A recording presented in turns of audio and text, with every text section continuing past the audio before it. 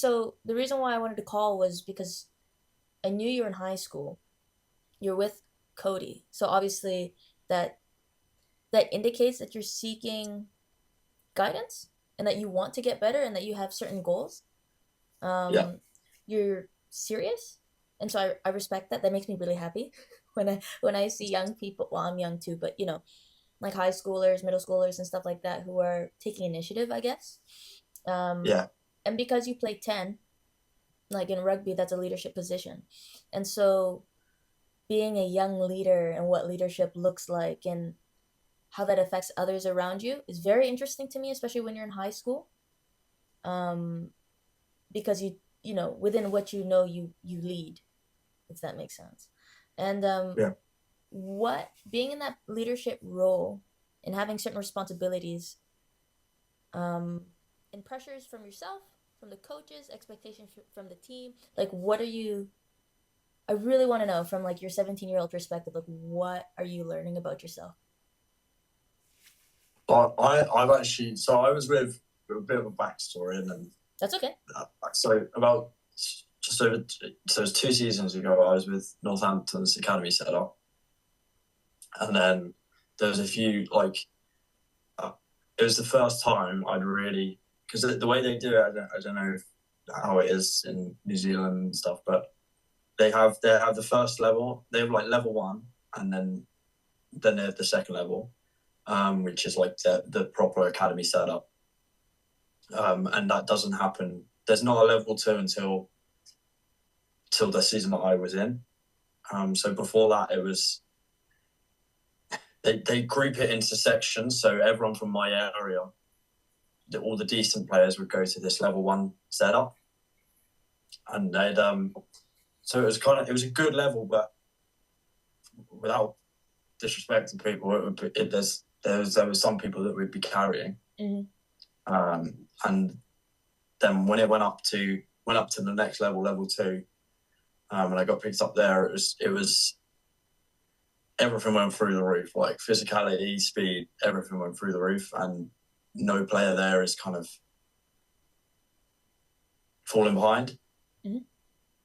And it was the first kind of time that I'd been in that kind of proper high pressure environment, and I, in training, I felt like I was getting pushed out. Mm. So there's a player now. So the player I was competing with is now England 18s, England under 18s, and so like you could tell even from then he was something special. Yep. And so it was kind of like I felt like I had to try and play somewhere else to show what I could do. But then when I'd move out, um, I wasn't getting the ball and I wasn't getting noticed, and that's when it started coming in. Like I just lost confidence completely in when I was there when I was training. Mm-hmm. Just because I was like, my size was a problem. Okay. Um, and then it was the fact that I'd been pushed out of my position, so I wasn't comfortable anyway. Mm-hmm. Um, and when it got to that level, they weren't kind of see they don't come up to you and go, oh, this is how you play this position. Like you just kind of you come in as a 15 or as a 10 or something. So I was one of the few that was kind of going, okay, I'm a 10, but I'm playing 15.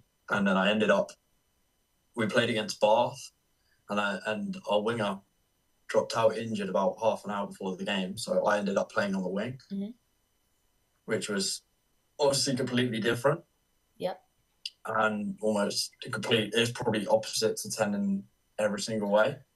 Yep. And I wouldn't say I'm the quickest at all. Mm. Um, and then I felt like I had a good game, but then afterwards it was kind of like, yeah, like I just didn't feel. I'd never felt like I'd done enough, Mm. basically. Mm. And I'd spoke to the coaches about that, and they have like review sessions. I spoke to them the first time about it, Mm. and then the second time a couple months later, it was kind of like it's like I'm literally not doing anything because I'm working really hard for it, but nothing's coming out on the pitch because I'm so caught up in my own head about it. Mm-hmm. And I said it to them, and the person I was on a call, and the person who's now the head of the academy, his idea was kind of go back down to the level one setup, and then get confidence, build your confidence, and then come back up. Mm-hmm. But I then went down to the level one setup, and then it was such a drop in standards, Mm-hmm. and I felt like I'd done 4 weeks, and I felt like one, I wasn't being pushed, and also I still felt like I was playing really well, and I was looking back, I was probably one of the standouts, but in the like, I'd still come away. I'd say I'm a bit of a perfectionist with everything, like my schoolwork and everything. And I come away and I'd say to Dad, like, I really don't, I don't feel confident at all with how I played there. So we actually ended up speaking to a sports psychologist about it. Okay. So that was quite like, I'd never done anything like that before. Yeah. So that was good, and we kind of, the real focus was not so much on, okay, you're not with Northampton now. Like I wasn't I wasn't upset about that. Obviously I was gutted, but it was because of what it wasn't because they said, oh, you're not good enough. It was because they said, you're saying you're not confident enough, so you need to build that up first. So it wasn't necessarily I was upset about that. I was gutted, but it was kind of like I was underachieving. What do you mean? Like I felt like I could have been a lot better than I was, in that I could have been playing at a higher level, but I just couldn't bring myself to do it. Mm-hmm. In a way, like I was just so caught up in my own head, basically. Comparing yourself to the other players, and then filling your head with stories. Yeah, and they had played, like, all these lads would be playing schoolboy rugby from when it started. Whereas it was only me and one of my best mates who broke into the academy setup, and we had no schoolboy rugby experience. We came from a secondary school that was football and football and football. Yep. And it was, for both of us, it was a change. He's actually still there. He's doing really well with them. But for me, it was, I kind of went there and I almost tried to lock in so much that I zoned out. Yeah.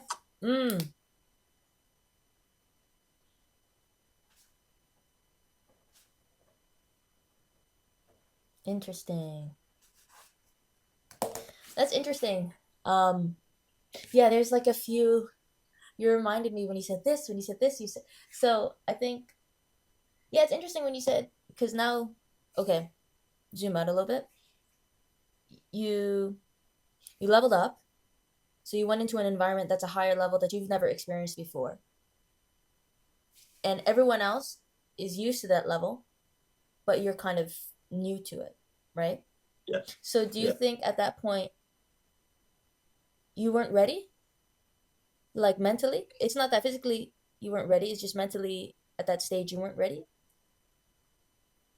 I'd say so. It was very much imposter syndrome. That's what it was. And that's why I spoke to the psychologist about, because it was, I'd come away and I'd say, there's nothing that these guys do and that I couldn't do myself.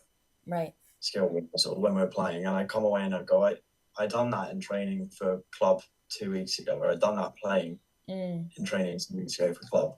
But then I'd go to Saints, and it was, I just couldn't do it. When it came to actually performing, I had so much pressure, and I was so in my own head when I didn't need to be, and I didn't do it, and I didn't play freely at all. So I spoke about, in a call with Cody, I thought, like, I want to play more rugby that's flashy, but like, I want to play exciting rugby. Yeah. And I couldn't do that, and that's what they brought me in to do.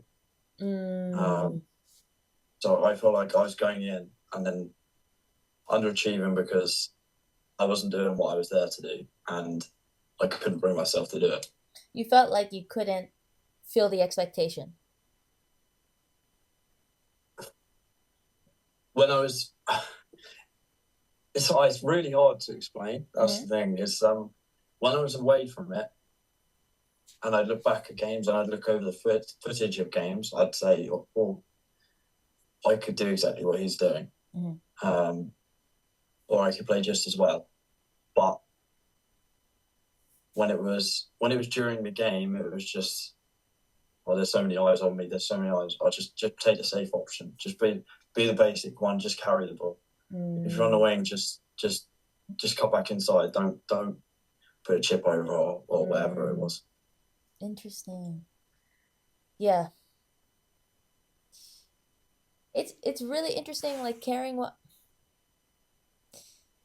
I don't know how to eloquently word this, but it's like you're everyone does it. Caring what other people. It sounds so cliche, but caring what other people think, and then when you actually believe the story, then it Mm. it amplifies that doubt, Yeah, and then it gets so loud and so consuming. But it's funny because other people might not see it, yeah, and it kind of reminds me like the not good enough or thinking that you're even if you are good enough, perceiving that you're not good enough. Um, mm. so my first year 15, maybe a year and a half, 2 years ago, almost maybe a year and a half ish ago.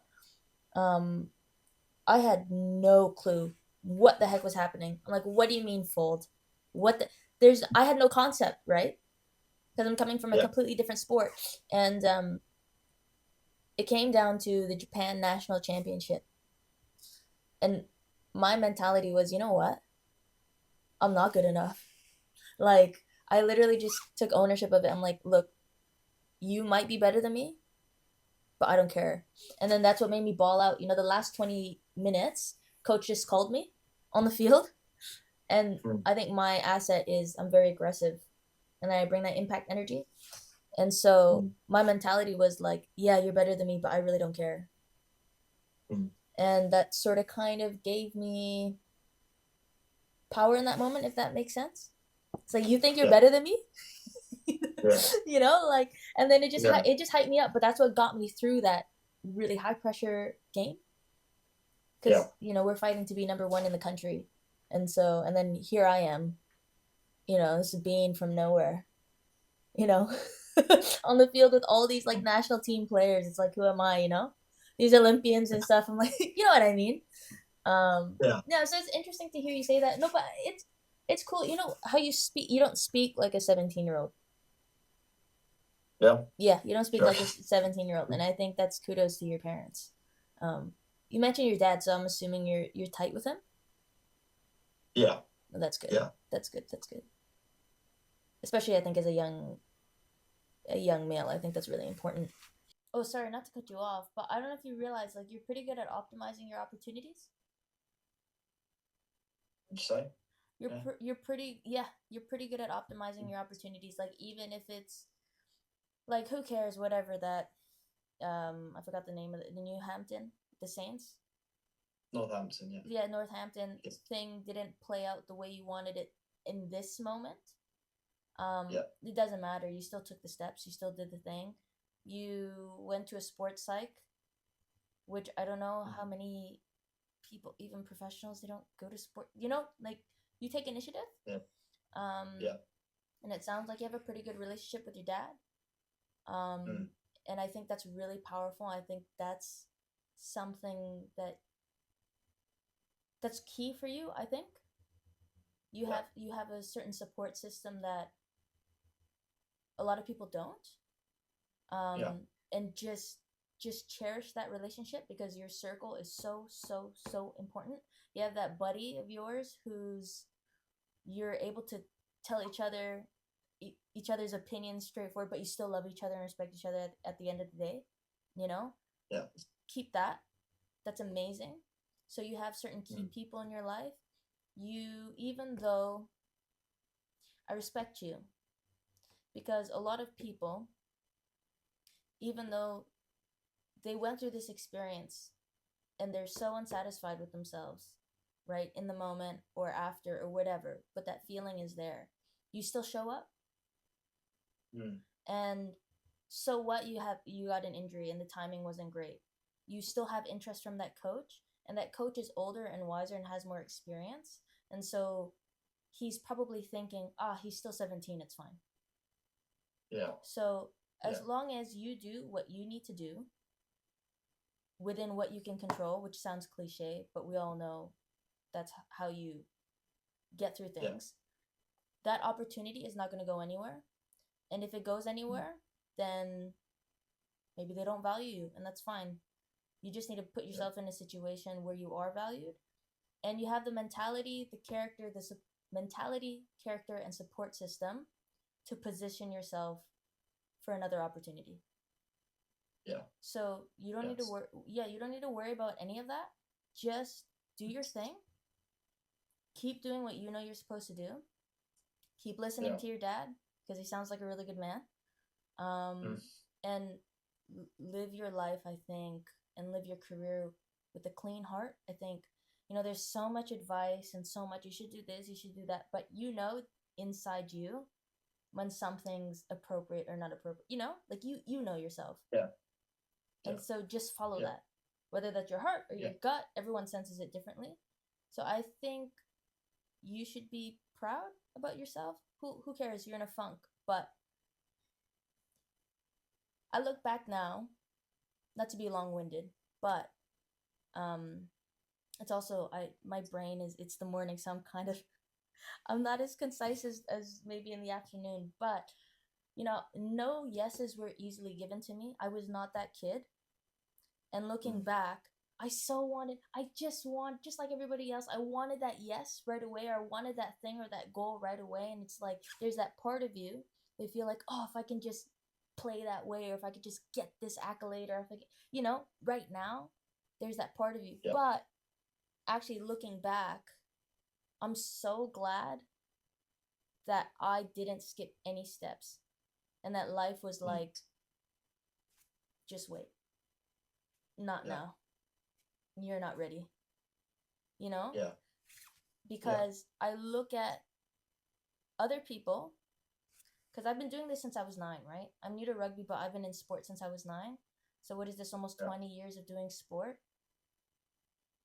I've been in this 20 years, but you see the guys with talent who skip steps, who are lacking certain foundation and understanding in real life and stuff like that because they kept getting yeses in their career. They drop. Yeah. They don't last. They don't sustain. Yeah. Yeah.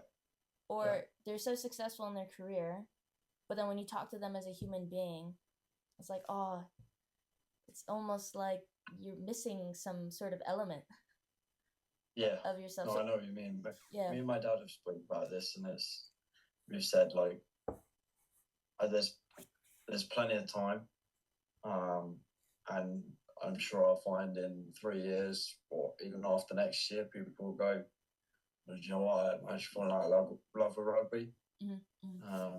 and players will fall out and they'll fall off, and they'll say that's fine. They don't want to play. But I know I will. Yeah, Um, yeah, and and those players that look like they're all for it now, like 3 years time, they might decide to pack it in.